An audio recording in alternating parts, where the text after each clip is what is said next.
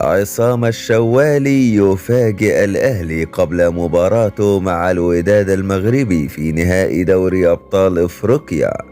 شاهد ماذا قال. ولكن في البداية صل على سيدنا محمد، ولا تنسى الإعجاب بالفيديو والاشتراك في القناة حتى يصلك كل ما هو جديد وحصري.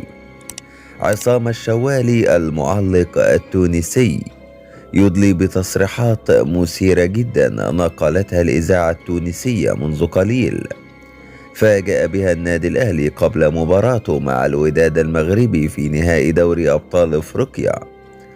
قال الشوالي: من المؤكد أن مواجهة الأهلي المصري والوداد المغربي في نهائي دوري الأبطال الإفريقي ستكون من أقوى المواجهات هذا العام.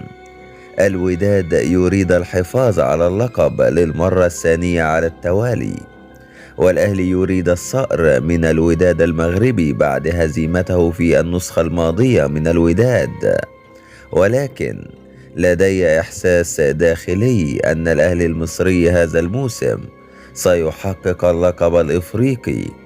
التاريخ يقول أن الأهلي المصري عندما يقصي الترجي الرياضي في نصف النهائي يتأهل إلى النهائي ويحقق اللقب.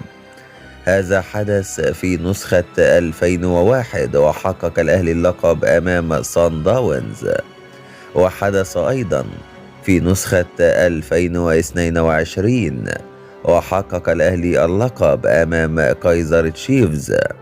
الآن الأهلي أقصى الترجي وسيواجه الوداد في النهائي. واختتم الشوالي: أعتقد أن نهائي دوري أبطال إفريقيا هذا الموسم هو نهائي تكتيكي بين المدربين. مارسيل كولر مدرب الأهلي مدرب له باع كبير في عالم التدريب في قارة أوروبا، وهذه المواجهات ليست جديدة بالنسبة له.